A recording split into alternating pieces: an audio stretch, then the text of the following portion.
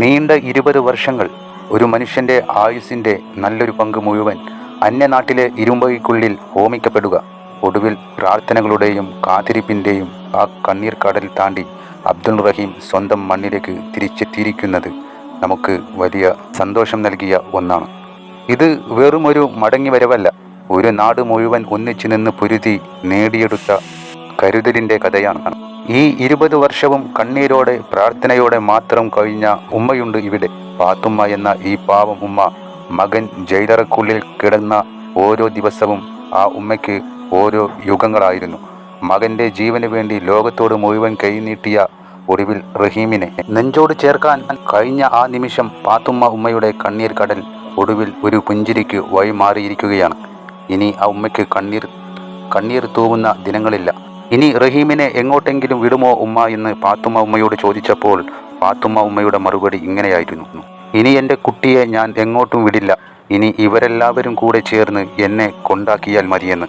ആ വാക്കിൽ മരണം വരേക്കും തന്നെ എൻ്റെ പൊന്നുമക്കളുടെ കൂടെ എനിക്ക് ജീവിച്ച് മരിക്കണമെന്നുള്ള ഉമ്മയുടെ ആശ ഉമ്മ പങ്കുവച്ചു.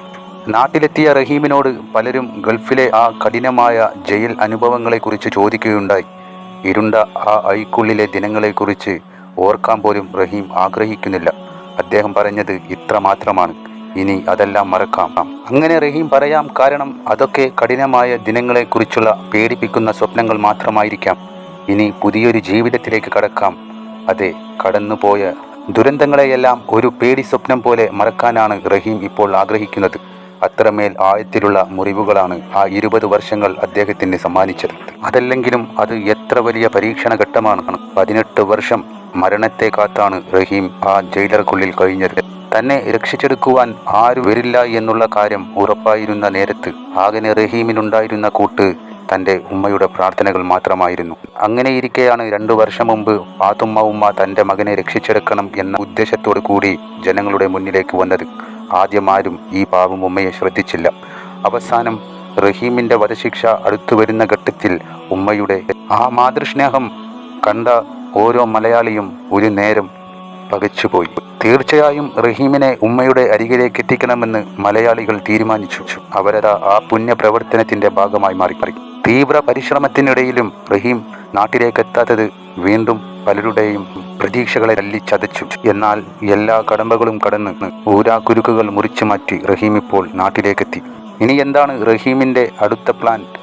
ഇനി ഒരു വിവാഹമെല്ലാം കഴിക്കേണ്ടേ എന്ന് റഹീമിനോട് ചോദിച്ചപ്പോൾ റഹീം പറഞ്ഞ മറുപടി ഇങ്ങനെയായിരുന്നു: അതെ, കഴിഞ്ഞതെല്ലാം കഴിഞ്ഞു, അതെല്ലാം മറക്കാം. ഇനിയൊരു പുതിയ ജീവിതത്തിലേക്ക് കടക്കാം. ഒരു വിവാഹം കഴിക്കണം.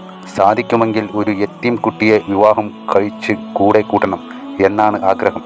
20 വർഷം നരകയാതന തൻ്റെ ജീവിതത്തിൻ്റെ പുതിയ അധ്യായത്തിലേക്ക് കടക്കുമ്പോൾ മറ്റൊരു അനാഥയായ പെൺകുട്ടിക്ക് തണലാകണം എന്ന് ചിന്തിക്കാൻ റഹീമിന് മാത്രമേ കഴിയൂ.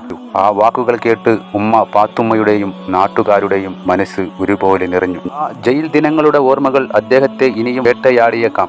എങ്കിലും ഉമ്മയുടെ സ്നേഹവും നാടിൻ്റെ പിന്തുണയും പുതിയൊരു ജീവിതത്തിലേക്ക് അദ്ദേഹത്തെ നയിക്കട്ടെ. യത്തീമായ ഒരു പെൺകുട്ടിക്ക് തണലായി ഉമ്മയുടെ കൂടെ റഹീമിൻ്റെ വരും ദിനങ്ങൾ സന്തോഷമുള്ളതാകട്ടെ. ഉമ്മാക്കും മകനും ഏറെ കാലം സന്തോഷത്തോടെ ജീവിക്കുവാൻ ആഫിയത്തുള്ള ദീർഘായുസ്സ് നൽകി അള്ളാഹു അനുഗ്രഹിക്കട്ടെ.